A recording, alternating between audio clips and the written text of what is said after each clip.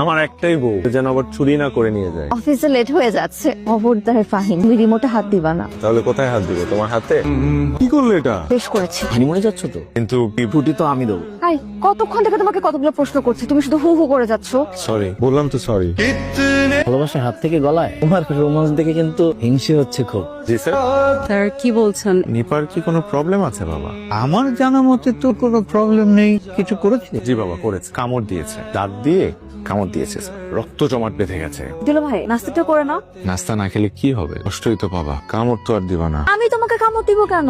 আমি বাঘ না ভাল্লুক? কামড় কি শুধু বাঘ ভাল্লুকরাই দেয়? আর কিছু ভ্যাম্পায়ার রূপী মানুষ কামড় দেয়। কিছুই খাবো না, আপাতত কামড় খেয়ে জীবন কাটাচ্ছি। আমি একটা ঝামেলায় পড়েছি।